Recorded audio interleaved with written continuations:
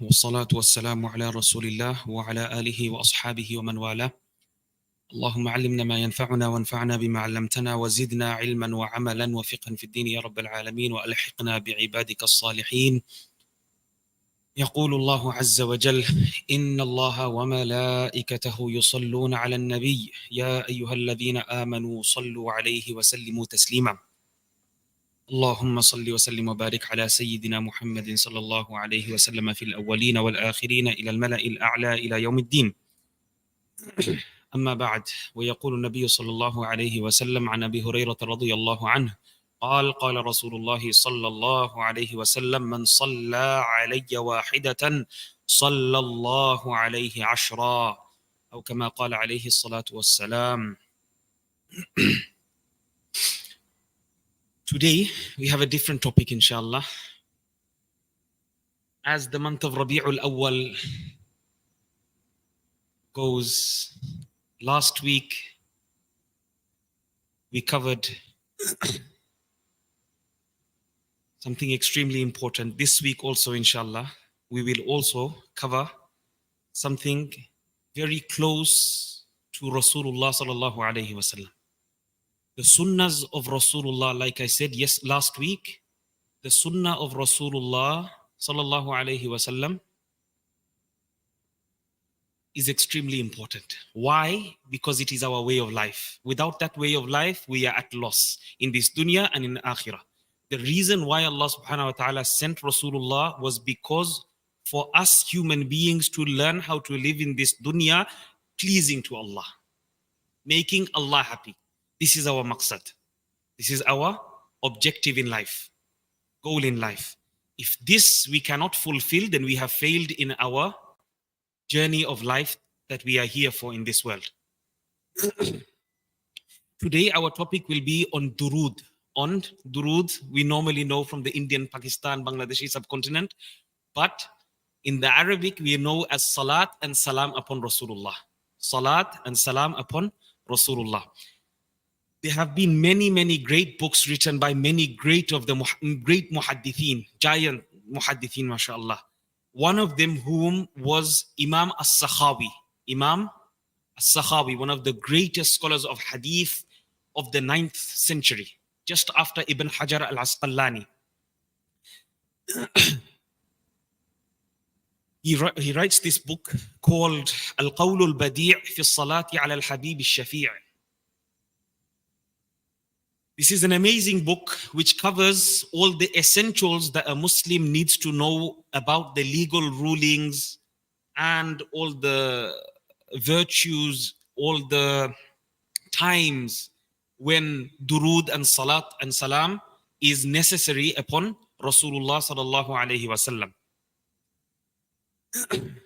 The ayah that I recited, Inna Allaha wa malaikatahu yusalluna ala nabi, we recite this we recite this in every khutbah. Every khutbah. What is the meaning?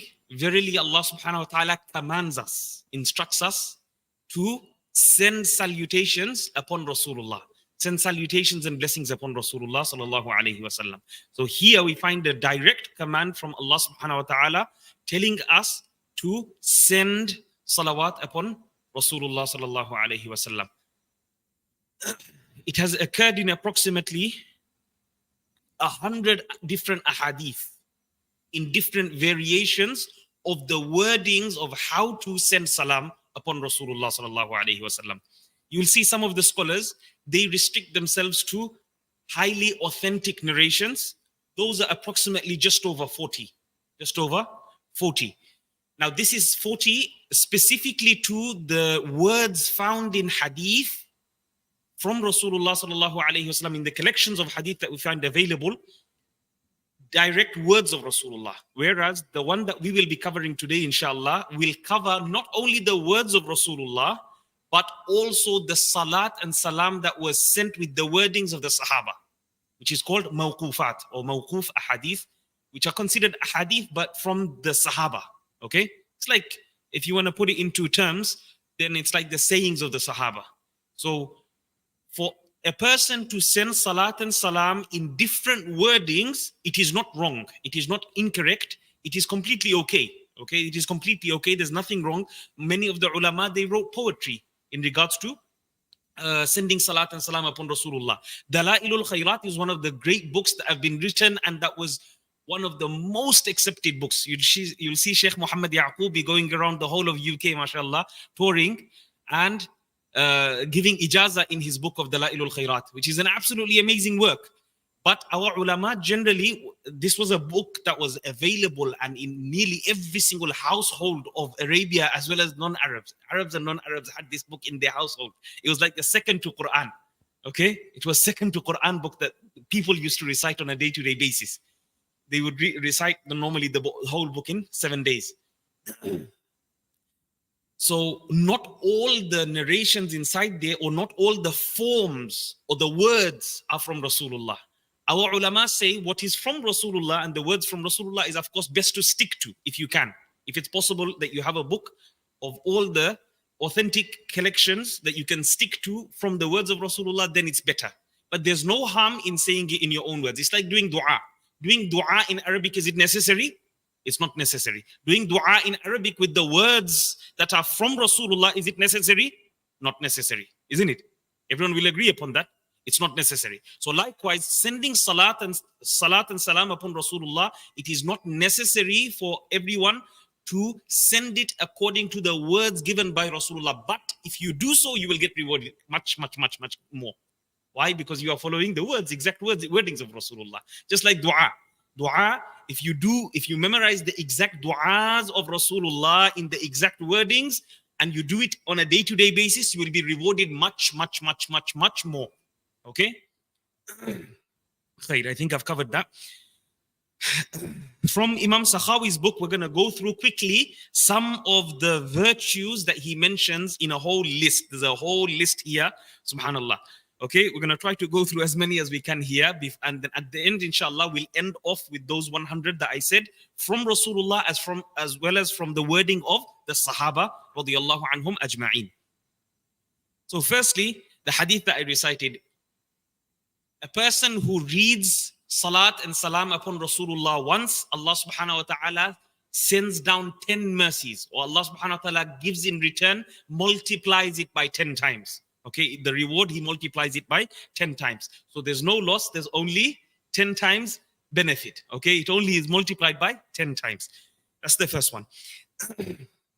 Then going through the benefits, inshallah, the first one, a person synchronizes with Allah in that Allah subhanahu wa ta'ala also sends durood upon the person, sends mercy. Here in this context will be Allah subhanahu wa ta'ala, you sending one mercy to Rasulullah will be, you will get 10 mercies in return. Okay, is that understood? Next, a person synchronizes with the angels in that they also send durood. Inna Allaha wa malaikatahu. Verily Allah and the angels send salawat upon Rasulullah. So therefore here you synchronize with the angels in sending salutations upon Rasulullah sallallahu alaihi wasallam.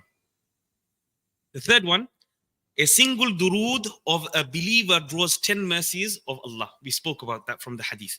Next one, number 4, it is a means of attaining the mercy and dua of the angels. So in order for you to, when you make salawat upon Rasulullah, automatically what are the angels doing? The angels are taking your salat and conveying it to Rasulullah sallallahu alaihi wasallam directly, isn't it? Within that split second, the angels are taking your salat and salam and they're going to the qabr of Rasulullah and they are conveying the durood and salam to Rasulullah sallallahu alaihi wasallam. So therefore you are being showered with the mercies from the words of from the mouth of the angels as well. Allahu Akbar. The next one we have is, it is a means of attaining dua and mercy from Rasulullah. Of course, if you are sending salat and salam upon Rasulullah himself, then you're going to automatically get mercy and rahmah from Rasulullah. Of course, he's going to be happy. That's what the hadith says. Rasulullah becomes happy upon his ummati when the ummati makes salat and salam upon him. Number 6, a single durood causes 10 mercies to descend, 10 sins are forgiven, and a person's stages are raised by 10. Allahu Akbar. This is another hadith. All of these are from a hadith. Okay, all of this whole list, they've just listed it out for us in order for us to take the benefit quickly.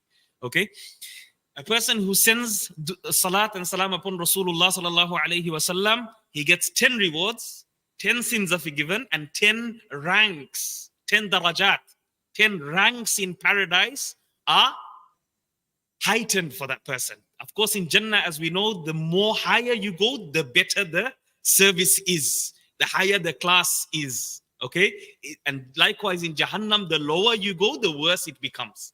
Okay, the lowest of the low will be the hypocrites in Jahannam, and the highest of the high will be Jannatul Firdaus with the Anbiya alayhimus salam, with all the prophets alayhimus salam. May Allah subhanahu wa ta'ala join all of us in the company of all the Anbiya in Jannah.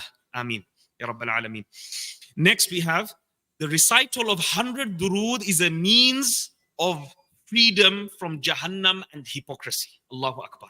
This hadith mentions if a person recites 100 durood, we are recommended to, our ulama always say, at a bare minimum, recite durood 300 times a day. Okay, they don't say this for no reason. Okay, they don't say this for no reason. They say it because they know these virtues. They know what you can accumulate. They know what billions you can accumulate within seconds. Okay, so this 300 times regimen that our ulama, our Sufi ulama or our mashayikh give is for this reason. Okay, reciting 100 times guarantees you freedom from Jahannam. That's the first thing. If you were to die on that day, inshallah, there's no possibility that you will be entering Jahannam. Okay? And number two, it protects you from hypocrisy, that you don't die upon hypocrisy. Subhanallah. It is a massive, massive, massive reward. The next one, number 8, 100 durood causes 100 needs to be fulfilled. Now, how these needs get fulfilled, we don't know. We are human beings. We don't know which of the needs that Allah subhanahu wa ta'ala fulfills. We only rely and make tawakkul upon Allah subhanahu wa ta'ala after doing our best. Okay? But the rest is being done by Allah subhanahu wa ta'ala. The rest is being done by Allah subhanahu wa ta'ala. Today you were supposed to slip and fall. Allah subhanahu wa ta'ala protected you from that one. Today you were supposed to go and have a small car crash. Okay? Allah subhanahu wa ta'ala protected you from that one. Today you were supposed to wake up in the morning and go late to work. Allah subhanahu wa ta'ala protected you from that one. Do you understand? Just for examples purpose. Okay? So 100 things. Allah subhanahu wa ta'ala will fulfill your 100. Allah subhanahu wa ta'ala will fulfill 100 needs of yours if you recite it every single day for 100 times. 100 durood is a means of getting to live with the martyrs. Allahu Akbar.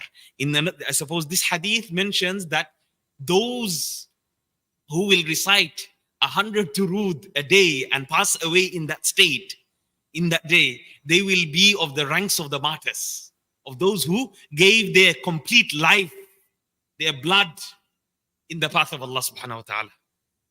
Next one, 100 durood draws 1,000 durood of the angels. Why? Because 100 times 10 is 100 times 10 is 100 times 10 is 1,000. So by you reciting the durood 100 times, each durood is multiplied by 10. So therefore you're getting 1,000 mercies from the angels. Allahu Akbar. Allahu Akbar. A person gets the reward of a qirat for reciting durood once. Now, qirat is a massive amount of reward which Rasulullah described like a mountain, like the size of a huge mountain. A person gets the reward of a qirat for reciting durood once. Number 12, forgiveness is sought on behalf of a person who recites durood. Forgiveness is sought. So if a person suffices only on durood, he can't do anything else. Like Rasulullah says to that person, the person came to Rasulullah. He said, Rasulullah said, do you make durood upon me? He said, no. He said, I make so many du'as, a lot of them don't get accepted. So Rasulullah gave him a recommendation, send salawat upon me. He says, if I do this much percentage, meaning like, let's say if I if I do quarter of my, instead of my du'as being 100% of my du'as, let's say I do 25% durood and 100% and the rest 75% du'as. Okay, the rest 75% du'as. Is it okay? Rasulullah said, if you do more, it will be better for you. It will be better for you. So he said, then Rasulullah, for example, as I'm saying it in a way of example, okay, don't quote me for this. I don't have the actual narration in front of me, but this is how the narration comes. He said, what about 50%? Rasulullah says, if you do more, it will be better for you. What about 75%, let's say, yeah? Meaning three quarters of your dua being all durood, just durood, meaning you are not doing dua anymore. You've lessened your dua and you're just doing durood. 75% of your time that you're supposed to be making dua, you're actually making durood instead. Then Rasulullah, even then at that instance, at the third instance, he said, no, even three quarters, even if you do more, meaning even if you do 100% of durood, it is still better for you. Meaning, you don't even have to do dua. You don't have to do your istighfars. Not that you don't do it. Of course, we do it because we find it in the sunnah. But if a person were to restrict himself just to send durood upon Rasulullah, remember, this is Habibullah. This is why we're going through this, okay? He is Habibullah. He's the most beloved of the creation of Allah from the whole of not just humanity, not just mankind, not just jinnkind, not just the angels, not just the whole universe.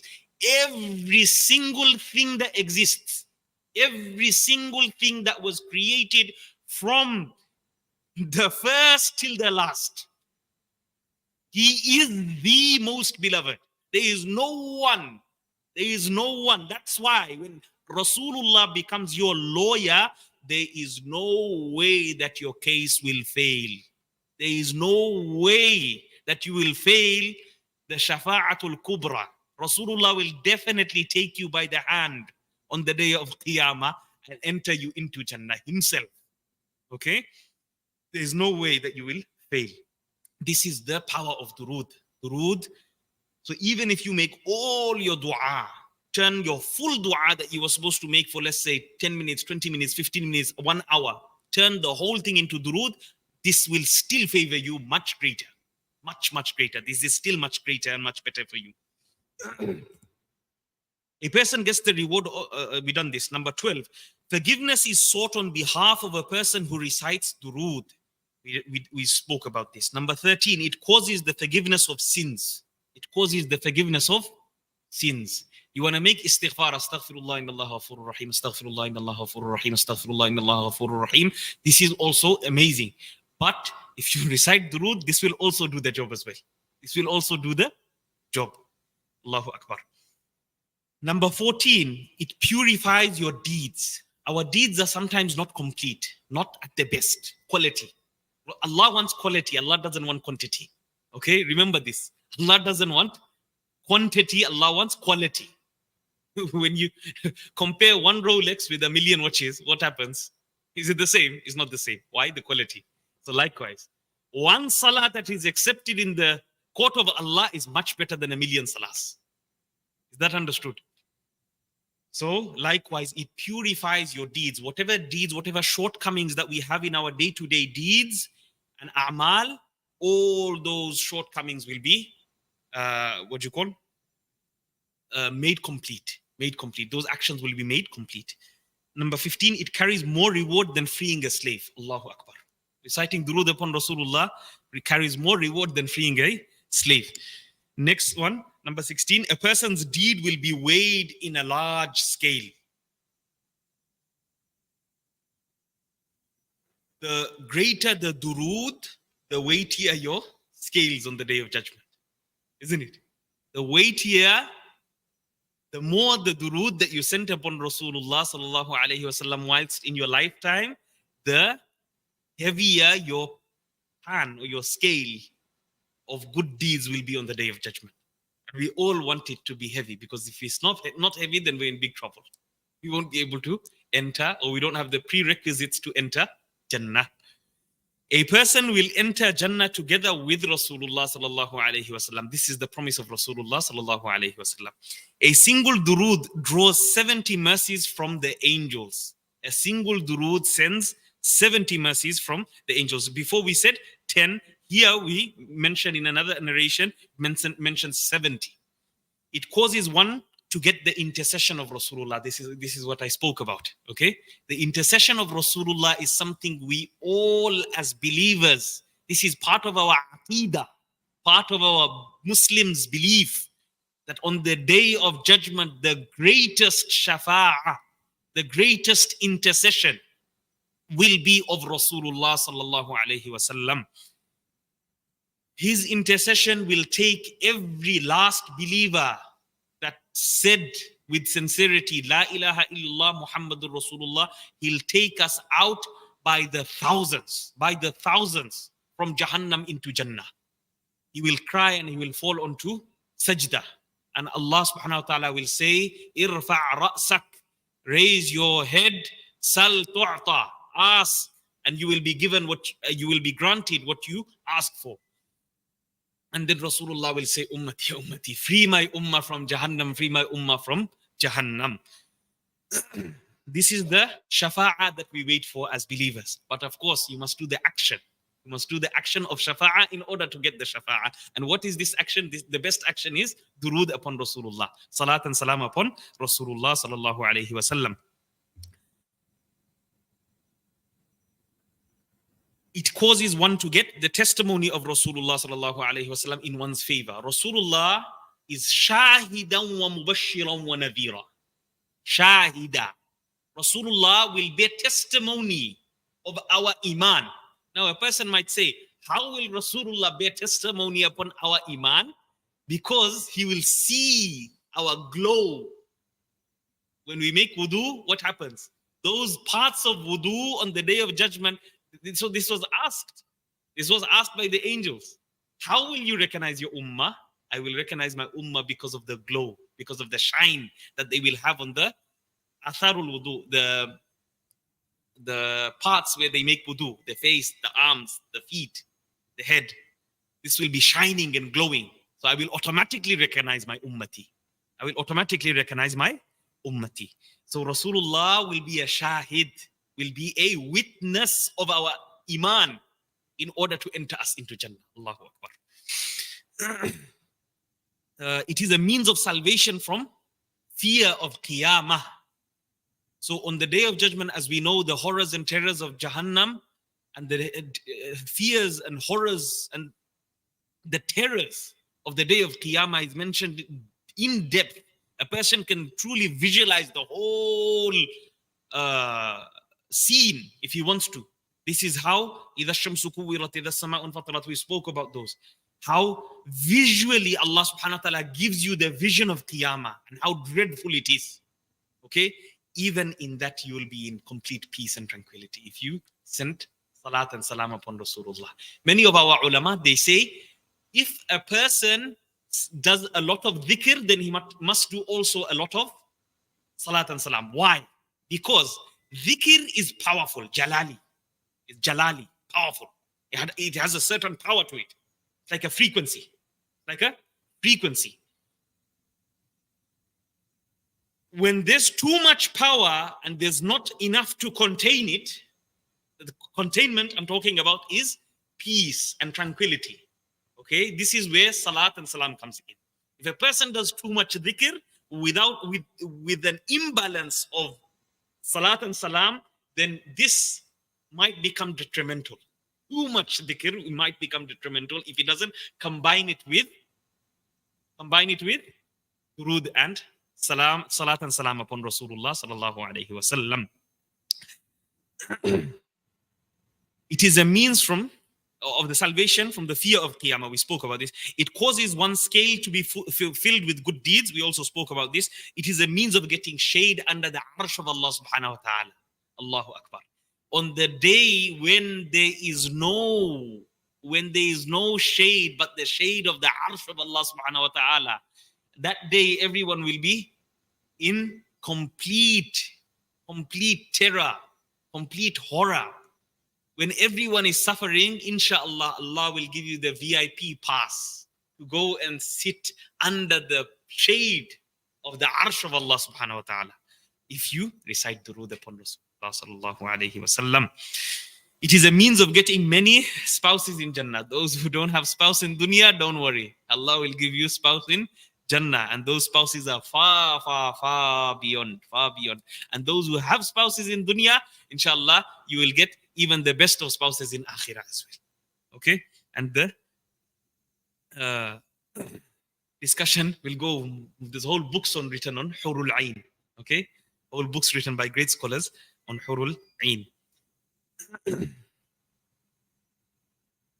It is a means of being closest to Rasulullah on the day of judgment. Rasulullah sallallahu alayhi wasallam says, the person who sends the most durood upon me will be the closest to me on the day of judgment. I told you this story before. I don't know if you remember. Sayyida, one of the women folk from Yemen in Hadramaut, that was from the lineage of the Prophet sallallahu alaihi wasallam.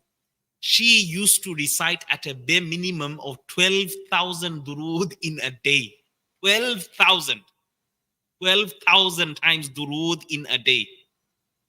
There never used to go by one night except that she saw Rasulullah in her dreams. Allahu Akbar. Allahu Akbar. If we see Rasulullah once, it is the greatest blessing in and of itself. It is the greatest good news that we can ever get in this dunya. Now imagine a lady that sees Rasulullah on a day-to-day basis because of her kathratul salat was salam upon Rasulullah. Because of the abundance of her whole day, from the morning to the evening, is all salat and salam upon Rasul. From her morning to her evening, everything that she's doing with salat and salam. Now, what type of tranquility, what type of peace does that person have in their heart? Every single day. One day she didn't see Rasulullah. She went to her sheikh and she asked, what's wrong? He said, what number did you recite yesterday? He said, I wasn't able to fulfill my 12,000. I have my regiment. She made her regiment of 12,000 times. Her sheikh gave her a regiment of 12,000 times a day. So she wasn't able to fulfill it. Therefore, she didn't see Rasulullah. The next day, the sheikh said, you must make sure that you fulfill your 12,000. So from the next day, as usual, she completed her 12,000, and every single day she was still continuously seeing Rasulullah sallallahu alaihi wasallam. It is possible. Okay, these things are absolutely possible. Don't think that this is impossible for a normal human being. For a normal human being, it's absolutely possible. Okay. The most impossible things were made possible for the Sahaba. The most impossible things were made possible for the Tabi'een. Why? Why do you think that there's no saints? Saints will continue until Qiyamah. Awliya. Inna awliya Allahi la khawfun alayhim wa la hum yahzanun. Verily, the awliya of Allah subhanahu wa ta'ala will not have any fear, or they will not be saddened by anything on that day when everyone will be in absolute fear. Awliya of Allah exist in every time and age. And man aada li waliyan faqad adhantuhu bil harb as well is dangerous. Whoever is a wali of Allah and a person upsets this person, a person angers this person, he must faqad adhantuhu bil harb. I have declared war against the person. Dangerous. You don't know who's a wali. Okay? In this day and age, we don't know who's a wali and who's not. So be very careful with your dealings with others. Okay? A person might look simple, might look like a dustbin cleaner, might look like a toilet cleaner inside the masjid or something. But his rank is far, far, far greater than what we ever can think of. And he's much closer to Allah subhanahu wa ta'ala than you and me. The next, so it gives the shade on the arsh of Allah, subhanahu wa ta'ala on the day of Qiyamah. It is a means, okay, we done this. You be the closest to Rasulullah sallallahu alaihi wasallam on the day of Qiyamah. Number 26, it brings happiness and pleasure of Allah subhanahu wa ta'ala himself. Allahu Akbar. It is a means of being quenched from the pond of Kawthar. Inna a'tainaka al-Kawthar. Allahu Akbar. This is the special fountain which comes out from Jannatul Firdaus. It comes out from Jannatul Firdaus, right outside from the fountains outside Jannah as well. So before we go into paradise, as Muslimin, as mu'mineen, we will be drinking from the cups, goblets given by Rasulullah sallallahu alaihi wasallam. Rasulullah says the goblets that are there to quench the thirst will be like the number of stars in the sky. How many millions and trillions and zillions of stars are there? This is the amount that you will have of cups, meaning there will be so many people drinking and going into Jannah. Before you drink, don't think that there's less people going into Jannah just because you listen to the hadith of Jahannam, just because you listen to the ayat of Jahannam. This doesn't mean there's going to be a less quantity of people going into Jannah. No, this is not true. So when a person will be going into Jannah, the first thing that they will have is the water from Hawd al-Kawthar. And Rasulullah sallallahu alaihi wasallam says, whoever drinks a sip, he will never, ever, ever feel thirsty ever again. So when he goes into Jannah and he drinks the pleasurable drinks that are there, the high class, the million star, not 5-star, million star drinks. When he goes and drinks, each sip is not drinking because of thirst. He's drinking because of luxury. He's drinking because of bliss. He's drinking because of love. Allahu Akbar. He's drinking because of satisfaction. Okay? In Jannah, there's no thirst. In Jannah, there is no hunger. There's no hunger pains. Here, today, if you don't eat, you're going to become hungry. Isn't it? One day you try to go without food, you're going to be so hungry. Look at what happens in Ramadan. Isn't it? You get thirsty within a couple of hours. Huh? So in Jannah, there's no such thing. Why? Because you drank the Hawd al-Kawthar, the water from the fountain of Kawthar before entering Jannah. Allahu Akbar. So inshallah, whoever reads a lot of durood, he will get the opportunity to drink from the Hawd al-Kawthar. It brings the help and assistance of the angels. Allahu Akbar. Next one, it is a means of protection from severe thirst on the plains of resurrection. When everyone is thirsty, when everyone is hungry, you are satisfied under the arsh of Allah subhanahu wa ta'ala in the VIP section. Who doesn't want to be in the VIP section? Allahu Akbar. Who doesn't want, when everyone is burning, the sun comes 1 mile next to your head. When everyone is burning with sweat, when everyone is literally frying, you are under the shade with the drinks and water and everything of Allah subhanahu wa ta'ala in the VIP section. Inshallah, the more durood we send upon Rasulullah, inshallah, will be from amongst these. No thirst. It causes a person to be firm on the bridge of Sirat. Sirat is something, a part of Aqidah. وَإِن مِّنكُمْ إِلَّا وَارِدُهَا كَانَ عَلَى رَبِّكَ حَتْمًا مَقْضِيًّا. Allahu Akbar. There is no single person that will enter Jannah except that they will have to go over the bridge of Sirat. The bridge of Sirat is over Jahannam. This bridge is so sharp, sharper than the knife and thinner than a hair. To our minds, to our imagination, this is impossible. But to Allah subhanahu wa ta'ala, everything is possible. Every single person that will end up in Jannah must go across this bridge. If he doesn't go across this bridge of Jahannam, underneath is Jahannam, those who will fall directly into Jahannam.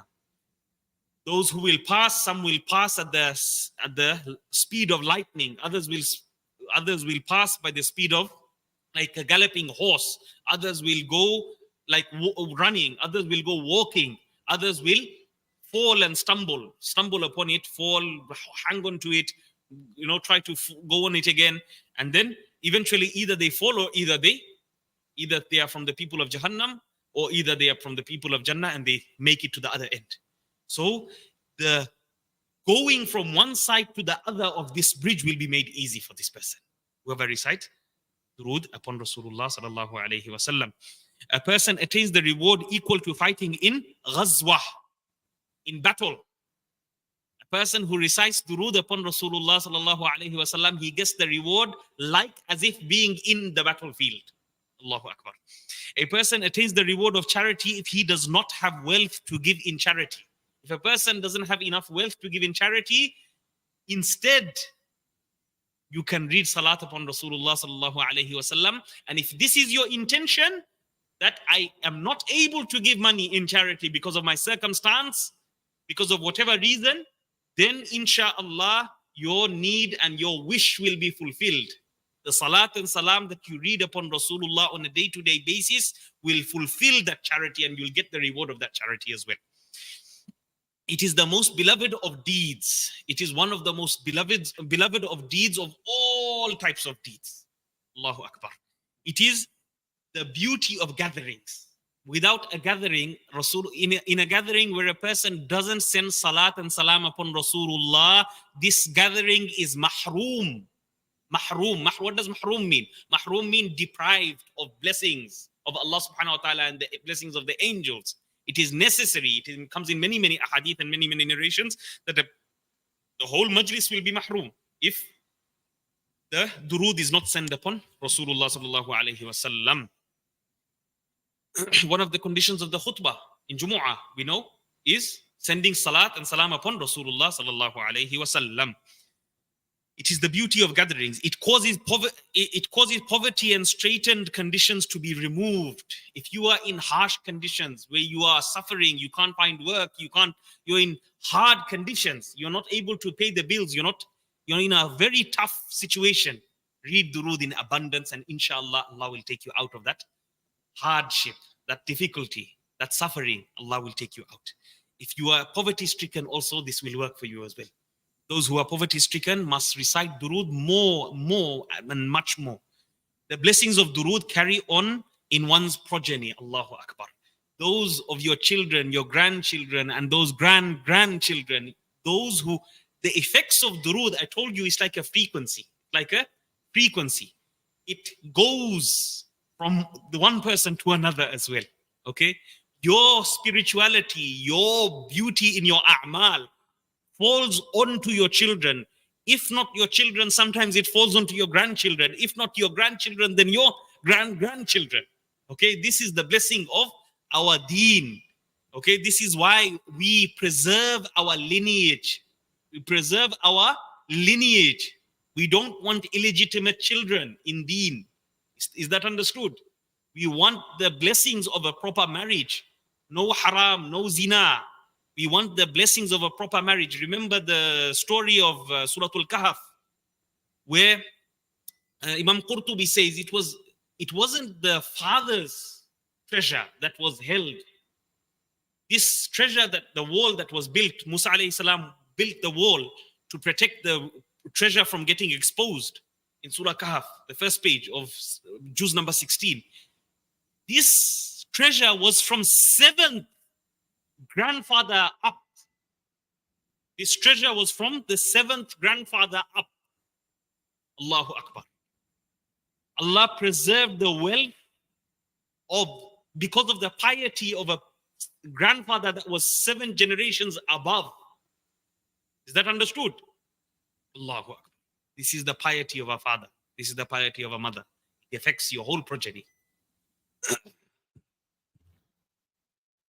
It is a means of shaking hands with Rasulullah sallallahu alayhi wasallam on the day of Qiyamah. Allahu Akbar. Whoever wants to shake hands on the day of Qiyamah with Rasulullah must recite excessive durood upon Rasulullah sallallahu alayhi wasallam. It causes the rust of the heart to be removed. Sometimes our heart becomes hard. Sometimes our heart becomes really hard. Even when you hear someone pass away, our heart doesn't soften sometimes. Sometimes even when people go to the qabr, when they go and see the graves themselves, they know one day these people were living like us. Even at that instance, they're laughing. Nothing is hitting their heart. Their hearts have become hardened like stones, like rocks. Kal-hijarati aw ashaddu qaswa, isn't it? So this hard-heartedness will soften by durood, by sending durood upon Rasulullah sallallahu alayhi wasallam. It causes one to remember something when one forgets. Arabs, Allahu Akbar, they have this culture of when you recite the durood, whenever you forget something, they immediately say, Salli ala nabi, Salli ala nabi, Salli ala nabi. Make salat and salam upon Rasulullah sallallahu alayhi wasallam, inshallah you'll remember it. That's what they mean. Okay? Allahu Akbar. This is their culture. This is what is amazing in their culture. Go to Morocco, go to Tunisia, go to anywhere, go to Egypt, go to any Arab country. They'll say this all the time. Salli ala nabi, Salli ala nabi. Anything. Even when they're angry, they say Salli ala nabi. Why? To calm down. When they forget something, they say Salli ala nabi. Allahu Akbar. It is a means of protection from mistakes in the path to Jannah. So the path to Jannah is straight. Sometimes we go off the road, isn't it? Sometimes we go off the road. We don't do everything correctly as it's meant to be. So it will get you back onto the path of Jannah. It will get you back onto the path of Jannah very easily. It is a means of strengthening and enlivening the heart, enlivening and strengthening the heart. It brings blessings in the affairs of the reciter. Allahu Akbar. It causes love for Rasulullah sallallahu alaihi wasallam to increase. If a person is sending salat and salam upon Rasulullah continuously, what is he doing? He is only doing it out of love of Rasulullah, isn't it? He's only doing it out of love of Rasulullah sallallahu alaihi wasallam. So the love will automatically increase of Rasulullah, and the more love that you have for Rasulullah, the more love that you will have for Allah. Because we are commanded to love Rasulullah. Without Rasulullah, like I said, there's no Jannah. There's no Jannah at all. For a person who says La ilaha illallah but does not believe in the last part will never enter Jannah. Jannah is haram upon him. Okay? Love of Rasulullah is binding, is compulsory, is fard. Then a person will become beloved and honored in the sight of others. Automatically others will start to respect you. Automatically others will start to revere you. Okay? You will get respect automatically. You will get dignity automatically. If you recite more durood upon Rasulullah sallallahu alaihi wasallam, it will cause one to see Rasulullah sallallahu alaihi wasallam in a dream. Like I told you the narration, I'm not going to repeat again, okay? The story where that lady, she used to send 12,000 times a day, she used to recite Salawaat. And this was the reason why she saw Rasulullah sallallahu, one of the reasons why she saw Rasulullah every single day in her life. It causes one to attain such light through which a person will overpower his enemies. Allahu Akbar. It causes sorrow and grief, calamities and difficulties to be removed. We also spoke about this. It is a means of being saved from drowning. A person, if he fears drowning and he reads salawat upon Rasulullah, there is great possibility that Allah subhanahu wa ta'ala will save him. So whenever you're in big trouble, whenever you're suffering, whenever you're in any great difficulty, to recite salawat, and for salawat to come out of your tongue is extremely important. Okay? What is most beloved to you will come out at that time. Okay? What is most beloved to you at that time, at the time of trouble, will come out from your mouth. Blessings will come in a person's wealth. Everyone wants more blessings in their wealth. Not always more money, but always more blessings in the money. This is what we need. Okay? Sometimes, like I told you, a person can be earning less, but he is fulfilling much greater things. But whereas a person is earning much more, but there's no barakah in his earnings. He is not able to do anything with it. That money is not even sufficient for him. That 100,000 is not sufficient for him. Whereas another person is only earning 20,000 pounds. But he is supplying 5 families back home. Isn't it? Is this not true? So don't think that the wealth is everything. The power in the wealth is in the blessings of the wealth. Allahu Akbar. A person will get glad tidings of Jannah, or he will see his abode is in Jannah in this world. Allahu Akbar. This is another hadith of Rasulullah sallallahu alaihi wasallam, that before this person dies, a person who recites durood upon Rasulullah all the time, before he dies, he will see his abode in Jannah. Before he dies, he will see his abode in Jannah. Allahu Akbar. That's a great good news before you pass away. It causes one to be saved from backbiting of others. Okay? If a person is in continuously sending salat and salam upon Rasulullah, do you think he's going to backbite? He won't backbite. Why? Because of the power of durood. He's always constantly reciting durood upon Rasulullah, so he'll always remember that backbiting is worse than eating the raw flesh of my own brother. He knows this because it's from hadith and it's from Quran, isn't it? أَيُحِبُّ أَحَدُكُمْ أَن يَأْكُلَ لَحْمَ أَخِيهِ مَيْتًا فَكَرِهْتُمُوهُ. Would you want to eat the flesh of a dead corpse of your brother? This is the likening to backbiting. So backbiting is extremely dangerous, and we must all try to refrain from such a major, major sin. It causes one to be safe from accusation. Allah will protect you against accusation if a person does accuse you of something wrong. It causes all types of blessings in this world and in the akhirah. This is the most comprehensive one. Allahu Akbar. All types of blessings you will get in dunya and in akhirah due to the blessings of durud upon Rasulullah sallallahu alaihi wasallam. And the last one, it causes dua to be accepted. That durud is accepted, and due to this, the dua is also accepted. Allahu Akbar. Ya Rabbi salli wa sallim da'iman abadan ala habibika khairil khalqi kullihimi. This is how he ends off this section. So, if a person, he is making dua again and again and again, and his dua is not getting accepted, then he must, in the beginning and in the end, he must start at least with durood, and at least he must end his dua with durood. And there is high likelihood of that dua getting accepted because he sent durood upon the most beloved of the creation of Allah subhanahu wa ta'ala.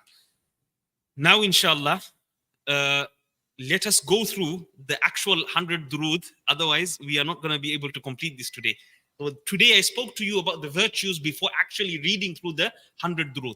These 100 durood are specifically, like I said, are specifically from hadiths, from all the hadith collections gathered together in one place. All the wordings which Rasulullah himself from hadiths said how to send durood upon Rasulullah. He told us the wordings, and from the Sahaba's wordings as well. Okay, from the Sahaba's wordings as well. So, Bismillahir Rahmanir Rahim. Salamun ala ibadihi alladhina istafa, salamun ala al-mursaleen. This is in the Quran, Surah An-Naml, verse 59. Okay? Salamun ala ibadihi alladhina istafa, salamun ala al-mursaleen. So, here is mentioned specifically salam. Number one, اللهم صل على محمد وأنزله المقعد المقرب عندك. It's the first one. This is narrated in At-Tabarani. The second, اللهم رب هذه الدعوة التامة والصلاة النافعة صل على محمد وارض عني رضا لا تسخط بعده. This also comes in Hadith Musnad of Imam Ahmad. Anyone who wants the PDF of this, inshallah, contact me for the PDF. It can also be downloaded. I spoke about this last week or the week before. Fi Sabilillah publications. Fi Sabilillah publications. If you go on your app store on your Android, or even I'm sure it's also on your iPhone as well. You go on your app store, Fi Sabilillah publications. There's approximately 42 to 43 books. These are absolutely amazing books. They summarize for you the whole topic in bite size, literally bite size. Okay, this is one of the books. It's by a Maulana, by a Sheikh in Leicester. In Leicester, he is the anonymous writer of these books. MashaAllah, he made them so brief yet so comprehensive. It's absolutely amazing. All his books. So this was after a great research of all the books of hadith. He gathered all these durood upon Rasulullah sallallahu alaihi wasallam. Let's carry on, inshallah. So that hadith was in Musnad Imam Ahmad. Another wording of Rasulullah, Allahumma salli ala Muhammadin abdika wa rasulika wa salli ala al-mu'minina wal-mu'minat wal-muslimina wal-muslimat. This is easy, very easy, mashallah. This is in Sahih ibn Hibban. Sahih ibn Hibban. Just like Imam Bukhari has a Sahih, Imam Muslim has a Sahih, Imam Ibn Hibban also has a Sahih. He was one of the great scholars of Hadith. Next hadith, we find next durood that we find with the wordings, Allahumma salli ala Muhammadin wa ala ali Muhammad wa barik ala Muhammadin wa ala ali Muhammad warham Muhammadan wa ala Muhammadin kama sallaita wa barakta wa tarahhamta ala Ibrahim wa ala ali Ibrahim innaka Hamidun Majid. With this wording, it is found in Al-Bayhaqi. Sunan, generally when they say Al-Bayhaqi, they refer to Sunan Al-Kubra, one of the greatest collections of hadith. Sunan Al-Bayhaqi, one of the greatest books written on hadith literature. In size, okay? Thousands and thousands of hadith, way beyond Bukhari and Muslim and Tirmidhi and Abu Dawud combined, okay? Way beyond that. There's so many ahadith that are non-existent inside Kutub Sitta inside there. So many, hundreds, thousands of ahadith that are inside Sunan al-Kubra of al-Bayhaqi, Imam al-Bayhaqi. He was one of the greatest scholars of the 4th century, one of the last greatest muhaddithin of the 4th century. The next hadith we have on the next durud that we have, or salat and salam upon Rasulullah. Allahumma salli ala Muhammadin wa ala ali Muhammad kama sallaita ala ali Ibrahim innaka Hamidum Majid. Allahumma barik ala Muhammadin wa ala ali Muhammad kama barakta ala ali Ibrahim innaka Hamidum Majid. Slight variances from the one that we normally know, which is Durud Ibrahim. Durud Ibrahim is the best of the best. Even Rasulullah himself said the Durud Ibrahim is the best of the best. Okay, it's the best. Allahumma salli ala Muhammad wa ala ali Muhammad kama sallaita ala Ibrahim wa ala ali Ibrahim innaka Hamidum Majid. Allahumma barik ala Muhammad wa ala ali Muhammad kama barakta ala Ibrahim wa ala ali Ibrahim innaka Hamidum Majid. This we read in Salah every single day. Every single day. This is the best of the best form of Durud. If you want to recite that one, it's fine. If you want to recite one of these ones, it's also fine. This is also from Rasulullah sallallahu alaihi wasallam from the ahadith. This specific one that we recited is from Bukhari. Next one, Allahumma salli ala Muhammadin wa ala ali Muhammad kama sallaita ala ali Ibrahim innaka Hamidum Majid wa barik ala Muhammadin wa ala ali Muhammad kama barakta ala ali Ibrahim innaka Hamidum Majid. This is in Muslim Sharif. Okay. Generally, our Indo-Pak scholars, what they do is they add the word Sharif. Sharif means something honored, isn't it? Something honored. And all of these books are greatly honored, of course. Automatically, these great books of hadith are always honored by any single and revered by any single Muslim. So, therefore, they add the word Sharif. Bukhari Sharif, Muslim Sharif, Abu Dawud Sharif, Tirmidhi Sharif. Okay, this is not something strange. Okay, this is for respect. Same thing, for example, a person asked one day to me, why do like the Indian books, the Indian, Pakistani, Bangladeshi books here, when they're translated, why do they add Hadrat? What is Hadrat? Hadrat is a title of respect. Okay? Hadrat Adam alayhi salam, Hadrat Hawa, isn't it? They add the word Hadrat. Hadrat is only for respect purposes. Okay? It's only for respect purposes. There's nothing wrong with adding that. And it doesn't need to be from the Sunnah. Okay? You must understand this. It doesn't need to be from Rasulullah. Okay? It doesn't need to be. There's no reason for you to make something compulsory when there's no necessity. We're only saying it out of respect. And respect has no boundaries. Okay? Of course, as long as a person doesn't go over the boundaries where a person goes into shirk. Okay?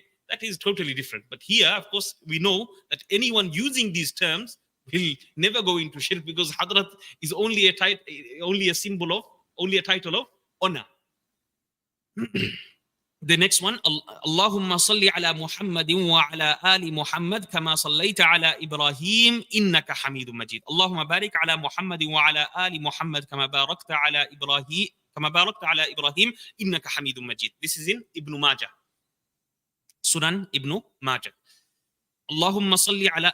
This is something that you must come to know of all the different books of hadith. Okay, with all these references, the good thing that you're learning here is all the different references of different books of hadith. Because many people, they think all the hadith literature is limited to just Bukhari and Muslim, or maybe if they know a bit more, then they'll say Abu Dawud and Tirmidhi and Nasai and Ibn Majah, and that's it. Okay, that's the only 6 that they know. Other than that, they're jahils of hadith. They're absolute jahil. Ajhalul Jahilin in hadith. Okay? They want to reject anything and everything other than these 6 books. Who told you hadith is limited to these 6 books? No muhaddith ever said hadith is limited to these 6 books. Isn't it? No muhaddith ever said that. Ever. No muhaddith in the world that existed. From the first to the last. No muhaddith, no great scholar of hadith ever stated such a thing. The next one we have, Allahumma salli ala Muhammadin wa ala ali Muhammad kama sallaita ala Ibrahim wa ala ali Ibrahim innaka Hamidum Majid wa barik ala Muhammadin wa ala ali Muhammad kama barakta ala Ibrahim innaka Hamidum Majid. This is narrated in Sunan al-Nasa'i. Sunan al-Nasa'i. Sunan al-Nasa'i, I'll give you a point for hadith, those who are involved in hadith, those who want to know more about hadith. Sunan al-Nasa'i is also called Mujtaba. or Sunan as-Sughra. Sunan, this is just a point on the side, just for you to blend yourself in hadith literature and understand what hadith is known as the Sunan al-Nasa'i that we study in madrasas, and we have ijazah and sanad for to Rasulullah sallallahu alayhi wasallam, going up all the way from sheikh to sheikh, from sheikh to sheikh, right to Rasulullah sallallahu alayhi wasallam, connecting ourselves. Sunan al-Nasa'i, this one is known as Mujtaba, okay, the chosen book, or it is also known as Sunan as-Sughra of Imam al-Nasa'i, because he had another book called Sunan al-Kubra. Okay, in that one he had more ahadith, of course, but the authenticity of the Sunan al-Kubra was of much lesser category. Much lesser category. According to the authenticity of the 6 books, first comes Imam al-Bukhari's book, because his conditions were the strictest. Then comes Imam Muslim's book. Then comes Imam al-Nasa'i's book, not Abu Dawud. Not Abu Dawud. Everyone thinks it's Abu Dawud because of the benefit taken from Abu Dawud, but no. Third in rank in authenticity, according to majority of the scholars of hadith, is Sunan al-Nasa'i, this Mujtaba, Sunan as-Sughra. Okay? Then comes Imam Abu Dawud's book in authenticity. We're ranking it according to the authenticity. Bukhari, Muslim, Nasa'i, then Abu Dawud, then Tirmidhi, and then lastly, Ibn Majah. Okay? That's the least of authentic of the six. Okay? And then comes all the other books of ahadith that are there. But many ulama, they preferred, for example, Sunan al-Darimi over Ibn Majah. Many other ulama, they preferred Musnad Imam Ahmad. Many other ulama, they preferred, for example, Sahih ibn Hibban and Ibn Khuzaymah over other books of the other Sunan books. So those things are also there. Okay?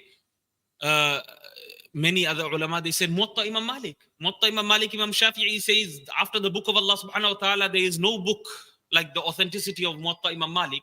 Muwatta Imam Malik is way before Imam Bukhari was even born, isn't it? So all the riwayat of Muwatta Imam Malik are generally sahih and more authentic because more closer to Rasulullah. There's only 3 people change. Okay, very close change, less than 3 people change sometimes. Okay, very close changed from Imam Malik to Rasulullah sallallahu alaihi wasallam. So many ulama said, but then many ulama, they came afterwards and they said, look, majority of the narrations in Muwatta is already found in Bukhari. Later on, Imam Bukhari included majority of the narrations in Bukhari and Muslim. And later on, they said also the compilation of Bukhari supersedes in authenticity the book of Imam Muwatta, Imam Malik. Why? Because in many of the narrations, he doesn't give the complete chains. But the ulama of research, they say all the ahadith besides 4, like Ibn Hajar and many others, they say all the ahadith besides 4, not the ahadith, the marasil, they call it the marasil, all the broken chains that are there found in Muwatta Imam Malik are linked, are complete chains. When they went into research, they found that they are complete chains except 4. And Ibn Hajar and many others say, we hope that all those 4 that we can't find are definitely also Mawsul, are also connected chains.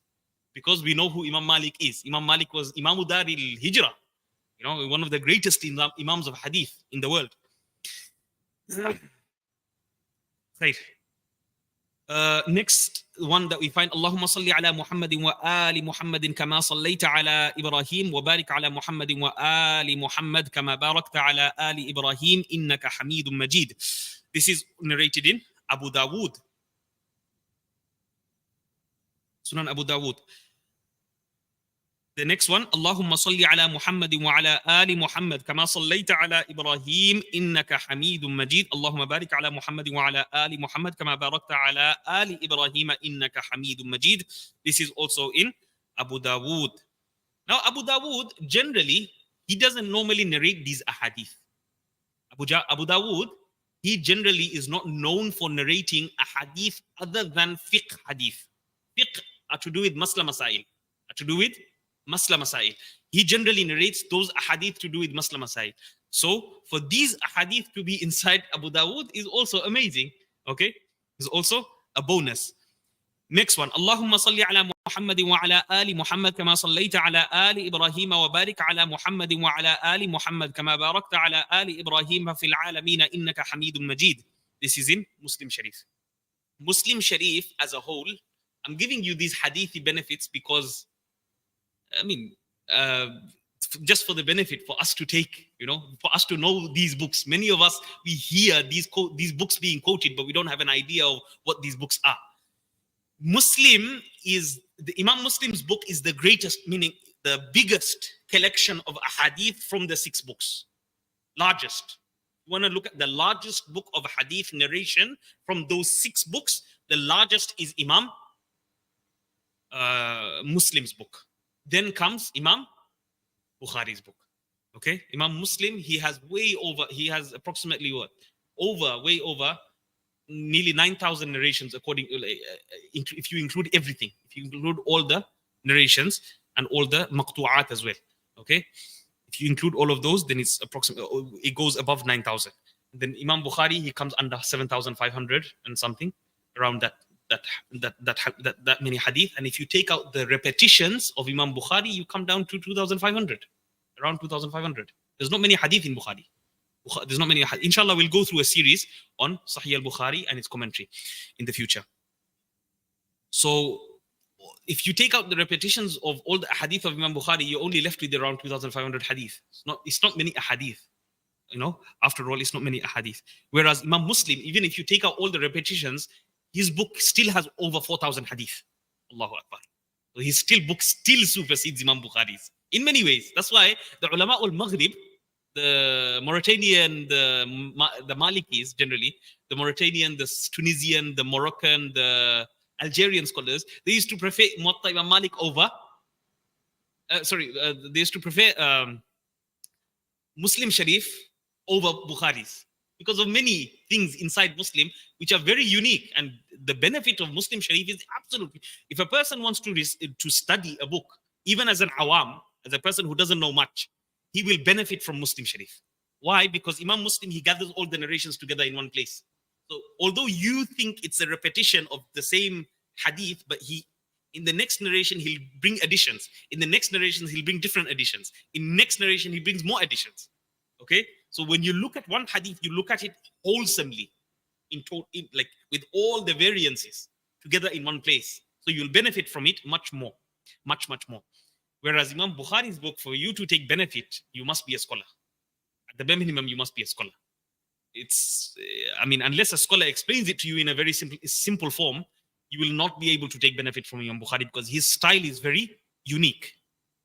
His standard is very high, and his way of approach is very different.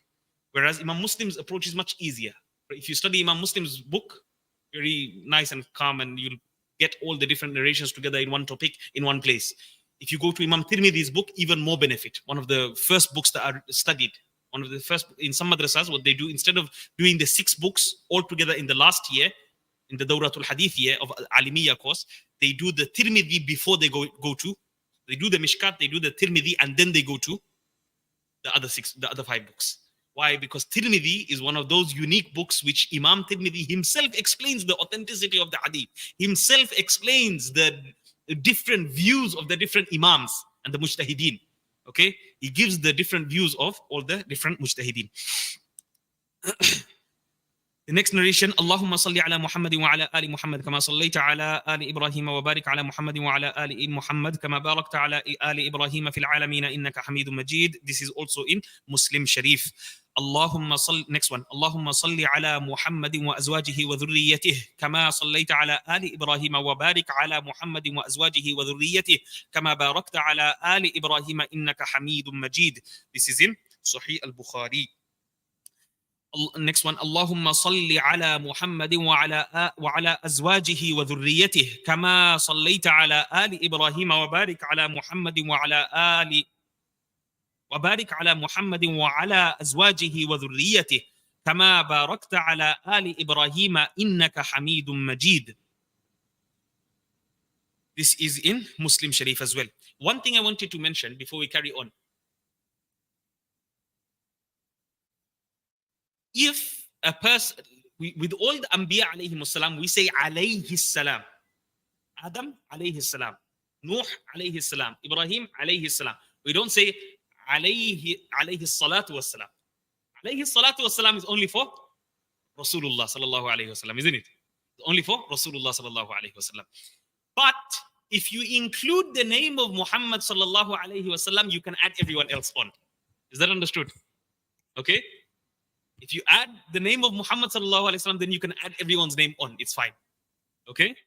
That's why you find here, for example, Muhammadin Nabi, Allahumma salli ala Muhammadin Nabiyyi wa azwajihi wa ummahatil mu'minin. When you add other people on, wa azwajihi. Azwaj means wives. The wives of the mothers of the believers and their progeny and their children and the offspring. Wa ahli baytihi, and the whole of Ahlul Bayt. Kama sallaita ala Ibrahim, like you sent salutations and greetings upon Ibrahim. Innaka Hamidum Majid. Verily you are the most praiseworthy one. And Majid, highly glorified. Highly glorified. This hadith is in Abu Dawud. Next one, Allahumma salli ala Muhammadin wa ala ali Muhammad kama sallaita ala Ibrahim wa ali Ibrahim wa barik ala Muhammadin wa ala ali Muhammad kama barakta ala Ibrahim wa ali Ibrahim wa tarahham ala Muhammadin wa ala ali Muhammad kama tarahhamta ala Ibrahim wa ali Ibrahim. This is in Adabul Mufrad of Imam al-Bukhari. This is a book that's normally studied by students of knowledge, okay, in the early stages. And this is a very good book. It's a book on the manners of Islam. It's a book on the manners of Islam. It's necessary for a person to learn. Imam Bukhari brings all those narrations to do with manners in chapter form, in different chapters and according to different topics. And it is extremely necessary, and alhamdulillah, it's very beneficial because it's written by one of the most sincere human beings ever lived in history. Why we say this is because his sincerity was such that it took him 16 years to write Sahih al-Bukhari. So same thing, when it comes to adab, this was the first thing that they went through in the early stages when they were children. The more adab you have, the more benefit you'll take from your teachers. Our teachers always used to say this. The more benefit, sometimes a student might be clever, but he's not able to take benefit from the teacher. Why? He thinks he's more cleverer than the ustad. We've seen this. Wallahi, we've seen this. If you have that mentality towards any ustad, any sheikh, any ustad, or anyone that knows anything in any profession, think about it. Imagine you go to a garage wala, yeah? And you think you know more than him. He's been doing that job for past 40 years, and you think you know the job better than him. Isn't it going to be a problem? So this is the same thing with our deen as well.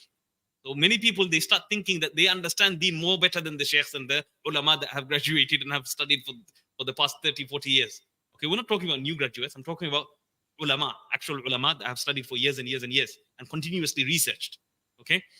Because research doesn't come to an end. You can become an alim, you can do the course. The course is only 6 years, 7 years, 8 years. But after you finish, if you go into a different field and you leave this field, you're not going to know much. You have to research. The life of a scholar is research. So Adabul Mufrad is a great book. It's a very great book. It has some weak hadiths, but again, what do we prove through that? We prove that da'if hadith, weak hadith, is used by Imam Bukhari himself. Not in his Sahih, but in this book, in another book, and many of the other books that he has, he uses da'if hadith. Okay? In certain things, not in all things, okay? Not in ahkam. We told you, not in ahkam. Not to do with fiqh. Within fiqh, generally, Imam Bukhari wasn't of the madhab that he accepts weak narrations. In other than fiqh, other than aqidah, okay, they used to accept weak ahadith, like you find in all his other books, including Adabul Mufrad. Okay, this doesn't mean the whole book is weak. Okay, don't misunderstand this as well. Okay, this doesn't mean the whole book is weak. The whole majority of the book is sahih. But there are hadith inside there that are weak hadith, which proves the madhab of Imam Bukhari that he does accept weak, but in certain occasions, in certain chapters, like fada'il, like virtues. The next hadith, the next durud. Allahumma salli ala Muhammadin wa ala ali Muhammad kama sallaita ala Ibrahim wa ala ali Ibrahim innaka Hamidum Majid. Allahumma barik ala Muhammadin wa ala ali Muhammad kama barakta ala Ibrahim wa ala ali Ibrahim innaka Hamidum Majid. Allahumma tarahham ala Muhammadin wa ala ali Muhammad kama tarahhamta ala Ibrahim wa ala ali Ibrahim innaka Hamidum Majid. Allahumma tahannan ala Muhammadin wa ala ali Muhammad محمد كما تحننت على إبراهيم وعلى آل إبراهيم إنك حميد مجيد اللهم سلم على محمد وعلى آل محمد كما سلمت على إبراهيم وعلى آل إبراهيم إنك حميد مجيد. This narration is in Ma'rifatu Ulum al-Hadith by An-Naysaburi. Next one. اللهم صل على محمد وعلى آل محمد وبارك على محمد وعلى آل محمد وارحم محمدا وآل محمد كما صليت وباركت وترحمت على إبراهيم إنك حميد مجيد. We should try our best to make it a regiment. We should try our best to make it a regiment every day to recite this. You recite it every day, it'll become easy. You'll be able to recite it like me. Okay?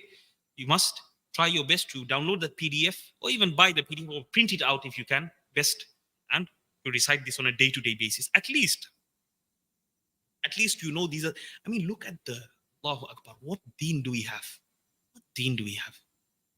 Even the words which durood was said by Rasulullah, by the Sahaba, are preserved right down to our generation. You understand how amazing this is? For 1445 years, this has been there for us. Ulama have got, if it wasn't for the ulama and them compiling these compilations together from the wordings of all, they had to go through probably hundreds of collections of hadith books to get these 100 durood together in one place. Okay? So be appreciative of how pristinely protected and safeguarded the narrations of this deen were. This is just one branch. This is just one branch which is to do with durood and salam, salat and salam upon Rasulullah sallallahu alaihi wasallam. All of these are preserved, even the wordings with which Rasulullah said it, even with the wordings with which Sahaba said it. Allahu Akbar. This is the pristine deen that we have. So you must appreciate it. Allahumma salli ala Muhammad wa ala ali Muhammad. Oh, I didn't mention. The previous hadith is in, the previous durood is in Hakim. Mustadrak al-Hakim. Imam al-Hakim had a book which was also on the level of authenticity, but not like Imam Bukhari and Muslim. Okay? Not like Imam Bukhari and Muslim. He was a later scholar and he wanted to make a book like on the condition of Bukhari and Muslim, but not all the ahadith meet the criteria of Imam Bukhari and Imam Muslim. Majority of the narrators are of Imam Bukhari's and Imam Muslim's, but there's many reasons why Imam Bukhari and Muslim didn't narrate those hadiths. They knew the ins and outs of those hadith. Okay? Imam Bukhari and Muslim were on another level. When it came to hadith and classification of hadith and the narrators of hadith, they were on a total different level. That's why when Mustadrak al-Hakim, when he comes and he wants to write an istidrak, like all those hadith which Bukhari and Muslim, they left out, they couldn't do it. I'm doing it now. Not truly. They knew those hadiths as well. Okay? They knew. That's why Imam Bukhari says, I selected the hadith of this sahih from a range of 600,000 narrations.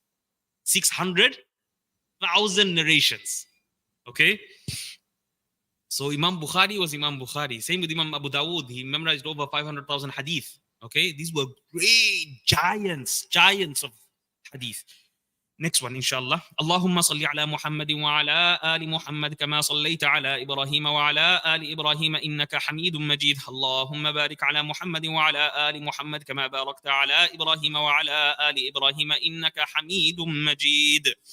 This was in, this one, mashallah, is in Bukhari, Muslim, Tirmidhi, Abu Dawood, Nasa'i, and Ibn Majah. All six books, mother books of hadith. This one, Allahumma salli ala Muhammadin wa ala ali Muhammad kama sallaita ala Ibrahim wa ala ali Ibrahim innaka hamid. The one that we read, isn't it? The one that we read. Allahumma barik ala Muhammadin wa ala ali Muhammad kama barakta ala Ibrahim wa ala ali Ibrahim innaka hamid majid. The one that we read is in all six books. And I told you this is the best. This is the best of the best. If you want to read durood, the best durood that you can ever recite is this one. And the best istighfar. Which one is the best istighfar? We said it last time. Astaghfirullah inna Allah ghafurur rahim, isn't it? No. Astaghfirullah al-azim alladhi la ilaha illa hu al-hayyul qayyum wa atubu ilayh. That's the best one.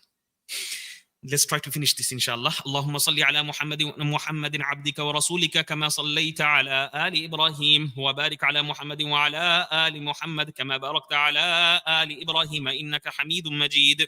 This is in Bukhari. Allahumma salli ala Muhammadin an-nabiy al-ummi wa ala ali Muhammad kama sallaita ala Ibrahim wa barik ala Muhammadin an-nabiy al-ummi kama barakta ala Ibrahim innaka Hamidum Majid. Sunan al-Nasa'i.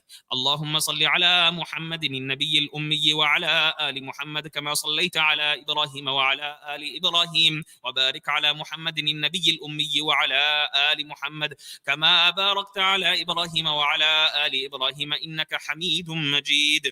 This is in Hakim and Bayhaqi. Mustadrak al-Hakim and Sunan al-Bayhaqi. Our mothers, our grandmothers, our fathers used to recite this on a day-to-day basis. That's why they had blessings inside their families. Okay? The moment we stopped reading the wazifa, they call it wazifa in Bengali. Yeah? The moment we stopped reading the wazifa, all blessings left the house. Why? Because wazifa is a compilation of durood upon Rasulullah. Isn't it? A compilation of durood upon Rasulullah. I told you it is not necessary for you to do durood according to the wordings of Rasulullah and according to the wordings of the Sahaba. But if you do like this one, like the one that we're reading now, it is best. It is best. But if you don't do it, is there something wrong? There's nothing wrong. There's nothing wrong at all. Just like you make dua in your language, there's nothing wrong. You could do it in Arabic, you could do it from the du'as of Quran and Sunnah, you could not do it from the du'as of Quran and Sunnah, there's nothing wrong. It is allowed and permissible. Okay. اللهم صل على محمد وعلى أهل بيته كما صليت على إبراهيم إنك حميد مجيد اللهم صل علينا معهم اللهم بارك على محمد وعلى أهل بيته كما باركت على آل إبراهيم إنك حميد مجيد اللهم بارك علينا معهم صلوات الله وصلوات المؤمنين على محمد النبي الأمي. This is in الدارقطني. اللهم اجعل صلواتك ورحمتك وبركاتك على محمد وعلى آل محمد كما جعلتها على إبراهيم وعلى آل إبراهيم إنك حميد مجيد. Musnad of Imam Ahmad. We said Musnad Imam Ahmad is one of the greatest, biggest compilations ever written in hadith literature. وصلى الله على النبي محمد. This is very short. Anyone can learn this. وصلى الله على النبي محمد. Sunan al-Nasa'i. Next one, التحيات لله والصلوات والطيبات والسلام عليك أيها النبي ورحمة الله وبركاته والسلام علينا وعلى عباد الله الصالحين أشهد أن لا إله إلا الله وأشهد أن محمدا عبده ورسوله. Bukhari and Nasa'i. التحيات الطيبات الصلوات لله السلام عليك أيها النبي ورحمة الله وبركاته السلام علينا وعلى عباد الله الصالحين أشهد أن لا إله إلا الله وأشهد أن محمدا عبده ورسوله. مسلم النسائي. التحيات لله الطيبات الصلوات لله السلام عليك أيها النبي ورحمة الله وبركاته السلام علينا وعلى عباد الله الصالحين أشهد أن لا إله إلا الله وحده لا شريك له وأشهد أن محمدا عبده ورسوله. نسائي. التحيات المباركات الصلوات الطيبات لله السلام عليك أيها النبي ورحمة الله وبركاته السلام علينا وعلى عباد الله الصالحين أشهد أن لا إله إلا الله وأشهد أن محمدا عبده ورسوله. نسائي. You'll see there's different at-tahiyyat, okay? Like Imam Shafi'i, they recite a different at-tahiyyat to us, but all of them are from Sunnah. All of them are from Sunnah. They, for example, prefer the at-tahiyyat recited by Ibn Abbas or narrated by Ibn Abbas radiallahu anhu from the Prophet sallallahu alaihi wasallam. The at-tahiyyat that we recite is from Ibn Mas'ud radiallahu anhu, our mufti of Iraq, our mufti of Kufa, from the Sahaba. Bismillah. So all of these are from the hadith narrations, just so that you don't misunderstand. Bismillah, because many of these you might not have ever heard before in your life. Bismillah wa billahi at-tahiyyatu lillahi wa salawatu at-tayyibatu assalamu alayka ayyuha an-nabiy wa rahmatullahi wa barakatuh assalamu alayna wa ala ibadillahi as-salihin ashhadu an la ilaha illa Allah wa ashhadu anna Muhammadan abduhu wa rasuluhu as'alullaha al-jannata wa a'udhu billahi minan nar. النسائي. التحيات لله الزاكيات لله الطيبات الصلوات لله السلام عليك أيها النبي ورحمة الله وبركاته السلام علينا وعلى عباد الله الصالحين أشهد أن لا إله إلا الله وأشهد أن محمدا عبده ورسوله. موطأ of Imam Malik. بسم الله وبالله خير الأسماء التحيات الطيبات الصلوات لله أشهد أن لا إله إلا الله وحده لا شريك له وأشهد أن محمدا عبده ورسوله أرسله بالحق بشيرا ونذيرا وأن ساعة آتية لا ريب فيها. السلام عليك أيها النبي ورحمة الله وبركاته. والسلام علينا وعلى عباد الله الصالحين. اللهم اغفر لي واهدني. شعب شرح معاني الآثار of Imam Tahawi, one of the greatest muhaddithin of the Hanafi madhab. Next one. بسم الله التحيات لله الصلوات لله الزاكيات لله السلام على النبي ورحمة الله وبركاته. والسلام علينا وعلى عباد الله الصالحين. الله أكبر الله أكبر الله أكبر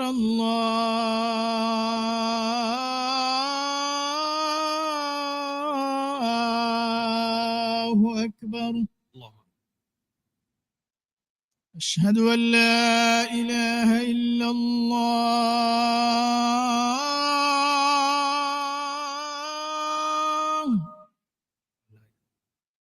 أشهد أن لا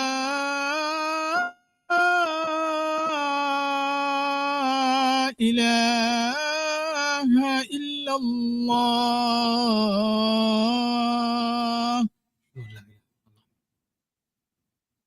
أشهد أن محمدا رسول الله.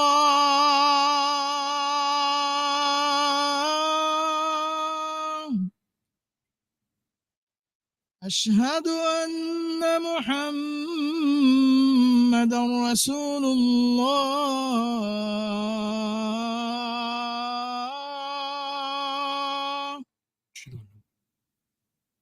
حي على الصلاة.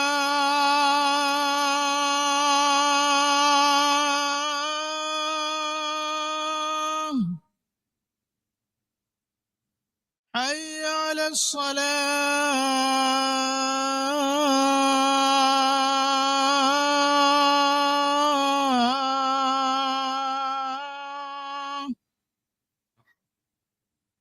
حي على الفلاح.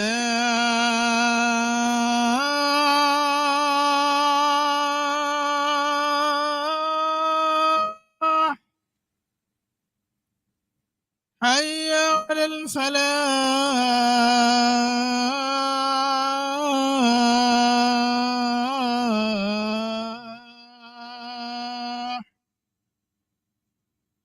الله أكبر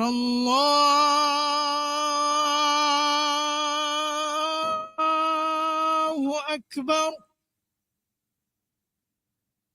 لا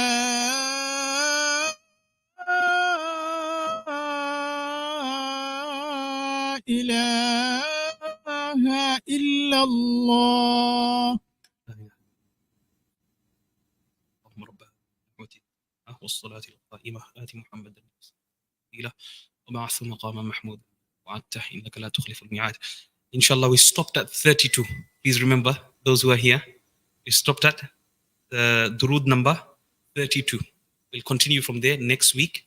And inshallah, I'll also give you the 84 places and times Imam Sakhawi mentions that Durood must be recited. Okay? Inshallah, this will be next week. جزاكم الله خيرا. سبحانك اللهم وبحمدك نشهد أن لا إله إلا أنت نستغفرك.